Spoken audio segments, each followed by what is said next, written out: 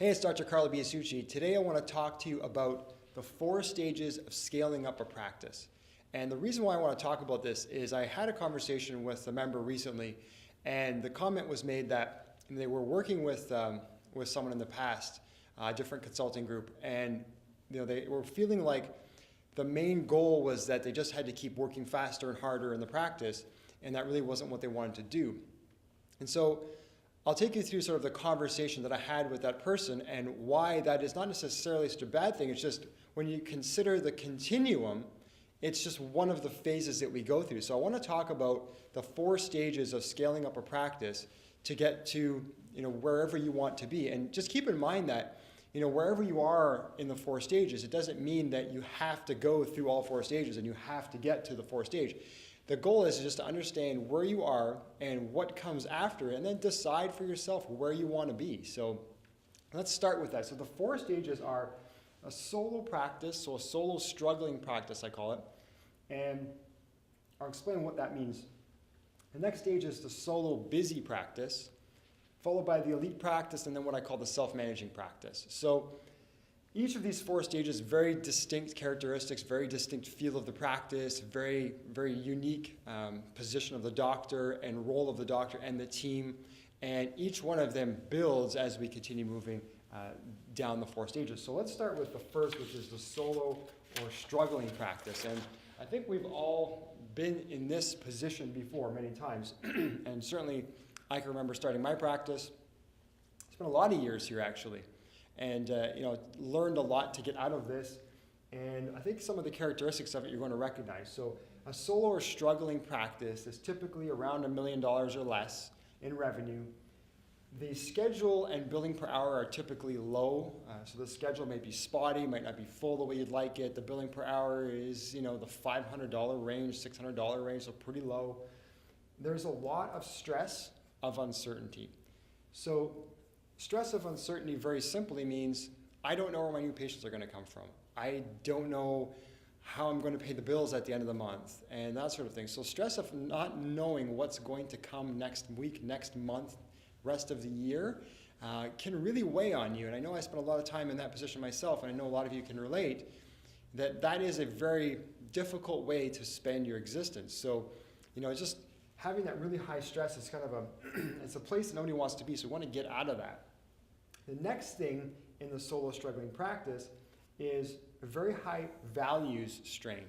What I mean by that is, we all have our values, the things that we value the most in our lives. So, whether that's being with your family, being an excellent parent, having great relationships, all those things that, you have value that are highly valuable to you. So you have your core values, the things that you believe, your personal fitness, your happiness, your health, all these things.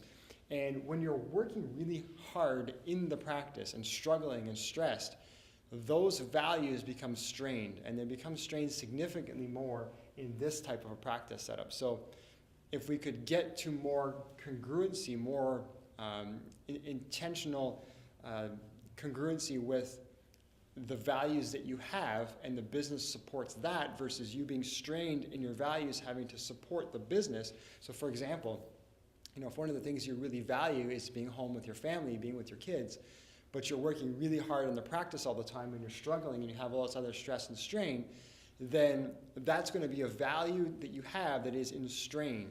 And no matter what you do, it's really hard to take away from the business, because then the business will struggle, but your relationships are struggling. So you can see what I mean. It's this balancing act, right?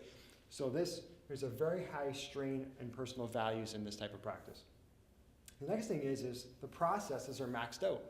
So even though the practice is not highly productive, the processes in place, so the systems and processes that are running this practice are maxed out. Everybody's running. It seems like it's, we can't get any more juice out of it.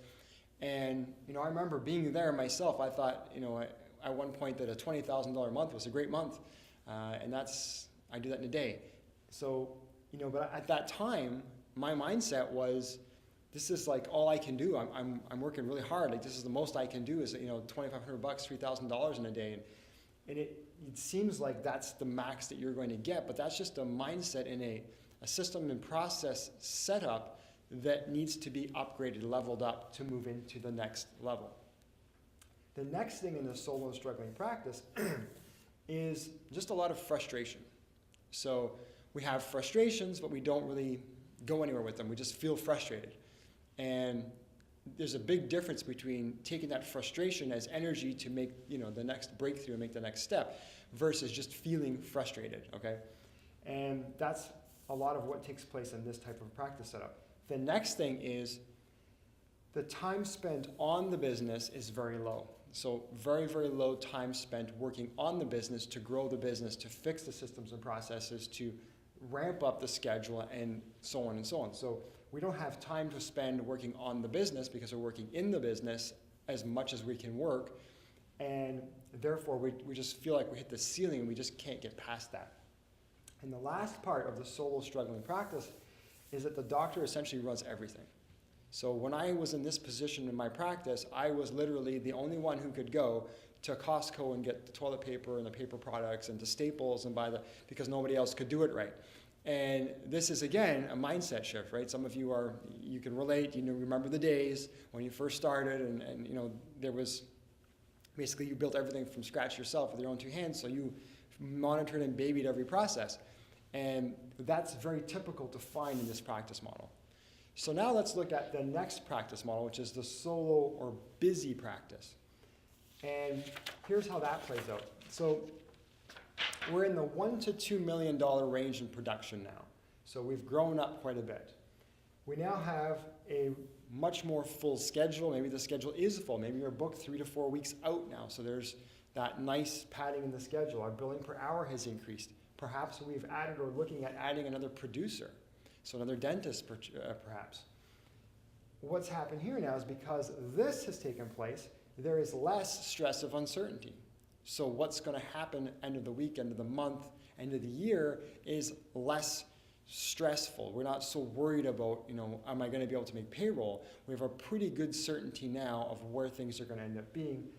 And the other thing that I will say, though, is getting back to what I mentioned in the story at the beginning of this presentation was that it feels sometimes like you have to keep ramping up, and what point can I start to slow down? Well, because it takes that energy and that effort to ramp up the schedule and the billings per hour before you can add a producer, this tends to also result in the same, if not more, strain in personal values. So there is a high level of values strain in this level, because it takes a lot of energy to push to this point so that you can push past it. The key is there is a push past it. There's a next level where you don't have to run, full speed all the time. And I know what this is like because, I remember running and, seeing, I don't even know how many patients in a day between hygiene and my own patients, like 55 patients a day, which is crazy. Which now we've got multiple doctors and so on.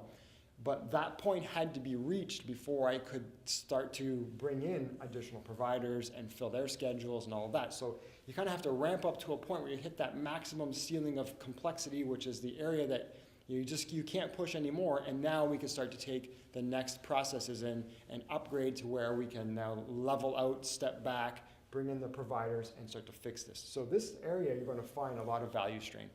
You're still going to have that. There's something that is strained in my life. I have values that I'm not able to fulfill. So I want to be home with my kids. I want to be, at the gym. I want to be eating healthier, but I'm just running. And this is a point where we just have to push past. A lot of people get stuck here. And there's one thing I'll tell you about this level is you can do this, again, solo busy practice. This can be done by the doctor and a few good team members. When I was here, it was me and my key team members plus a few other support staff. To get past this, there's a big leap to be made to elite practice, and we're going to talk about that in a sec. So the next part of the solo busy practice is your processes, again, are maxed out. So they're not the same processes that we're running the solo struggling practice. Maybe we've leveled up the processes a bit. We've got some new strategies and new systems in place, but they're also going to hit a point where they're just maxed out now. And there's just not much more we can do with what we currently have. We need another mindset, another operating system upgrade, okay? Also with the solo busy practice, we're going to start to see, though, that frustrations are now they're now resulting in breakthroughs. So we're starting to use that frustration as the raw material to look for what's the lesson here? What can I take from this so that I could build the next level? Because now we're starting to peek over the fence at what's this elite practice thing all about and how do I get there? So we're looking at frustrations come up and you start to think like, oh, okay, so there's got to be a point to this. What am I supposed to learn from this? And you start thinking that way. That mindset shift is critical because that's how you make the leap. The next thing that we find in the solo or busy practice is we're spending a little more time on the business, not enough, not as much as you'd like, but we're able to spend a little more time on the business, thinking about the business, more strategic, looking at how do we make this leap to the next level. But still the doctor runs it primarily. So everything is still run by the doctor and key team members. So now, how do we make the leap to the elite practice? So what is the elite practice, first of all? And an elite practice is now, and I'll tell you, this division is very important because this is sort of like incremental growth from here to here. So we're looking at climbing the steps to here. From here to here, this is just a leap. This is a complete leap. And it's a leap in a few things. In mindset, in the operating system that we're using, the systems, the processes, and it's now going to be focused on team. Not doctor runs the show, but team is going to run this. And it's a gradual process. It isn't just a switch that we can flip. I wish it'd be that easy. So here's what an elite practice looks like. We're now in the $2 to $5 million range, okay? So we've grown substantially. The schedules will be full schedules, I'm saying, because you're going to have more than one dentist in this scenario for sure. Billings per hour will be high, so $1,000 plus per provider per hour. And we're decreasing the number of days for the owner. So the owner can now start to step back a little. In the elite practice, there's going to be, give or take, some stress of uncertainty, but not that much because the process is in place, the systems that are running the practice, the team that's running the practice makes everything very certain, very clear, very, very much known in advance. So when things are predictable, the stress of uncertainty pretty much goes away. Value strain, if there's any, will be decreased. You'll have a lot more time to make sure that your personal values are now becoming more in line with the business. And the business is now shifting to support your values in your life versus you having to strain all of your values in your personal life to support the business. Very different world. Then in the elite practice, processes are installed for scale. So our processes aren't maxed out anymore. We now have processes in place, systems and processes that are ready and adaptable to scale. So whatever we feed into it, the process can adapt and handle that scale. Then the frustration to breakthrough paradigm becomes automatic. So there's a process in place here where every time a roadblock gets hit, there's a process that takes this roadblock and team now looks at this and says, okay, how can we fix this? And here's what we're trying to accomplish. Let's put our heads together and solve it and off we go. So this process becomes much more automatic. It's not frustration of the doctor now getting stuck with a problem or what do I do with it and having to take that home. In the elite practice model, the frustration to breakthrough, this happens with team and it's automatic, if the doctor even knows about it. The next part of the elite practice is there's a significant increased amount of time spent on the business. So the doctor is now able to spend a lot more time thinking strategically about the business, attending workshops, masterminds, growing their own operating system, their own mindset into being able to be the leader that can run this team that now runs this practice. And as I said, the team runs this practice. The doctor's job is to grow leaders and to continue to develop their authority and community leadership within your town. So you want to be taking this practice now and focusing your time on developing leaders and developing that authority status, that authority platform, which again makes you that community leader and cements this practice now as one of the cornerstones in the community. From this, one level up is the self-managing practice. Self-managing practice, what I call that is a larger practice, $5 million plus now. The schedules are full for all providers. The billings per hour are high. The owner works few days, if any, on the practice. The stress of uncertainty is gone. So in this model now, the practice is like forecasting. They know exactly what the next month's going to be with pretty good certainty. And the doctor has no value strain. This practice is now completely designed to support the doctor's lifestyle. It's built for scale, and the team runs it. So all the systems and processes are designed to continue to scale, to continue to grow. In fact, growth is built into this model. If the doctor didn't show up for work, the team would still continue to not only run the practice, but grow the practice, okay? The doctor has freedom of time and money, so they don't have to be anywhere, and they don't have to worry about money. Different world, right? Compare these two ends of the spectrum, very different. Now, the doctor does not need to be chairside. And the doctor's job is to be the visionary, to be the leader, and to grow their leaders, but that's it. Producing dentistry is optional if you want to. That's where you are in this world. So this is the 4 stages of scaling up, with the biggest shift here at about the $2 million mark, because lower than 2 million-ish, you can do doctor and team. Doctor runs the team. After that, it's all about the team. If you want to grow past this, it's all about the team. It's all about growing a team now. Whether it's your team members, your staff members, additional providers, new doctors, associates, specialties, and so on. That's just required to get past this level, okay? So this is the continuum. That doesn't mean that if you're here, you have to go to here, okay? That's not what we're trying to say, but I just want you to understand that, you know, if you're at this solo busy mark, don't get frustrated thinking like, is this all there is? There's nothing else I can do here. I don't want to work this hard. I don't want to have this value strain. I don't want to be, you know, feeling still a little bit uncertain. I'd like to push past. And I'll tell you, there is a next. There is always a next. And this is how the continuum looks. It took me a while to get to this, okay? This didn't happen overnight. This is years of pushing, years of solid intentional strategy, habits.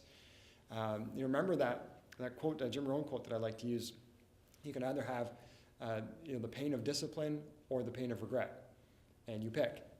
So this takes discipline. It takes forming habits. It takes training your brain and coaching yourself to getting mentors and attending workshops and masterminds. This is the work that we do together in Masters in Transformation program to get your mindset ready for this type of a shift, should you want to do it. Don't have to do it. Again, remember, this is not like a required level you must achieve, but this is how it looks, okay?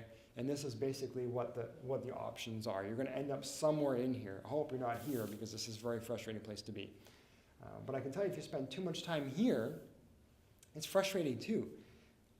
This is where I was at the edge of this, right on this line, when I had my accident that I talked about in my book. And if you know my story, that whole experience took place out of the frustration of being stuck right on this line.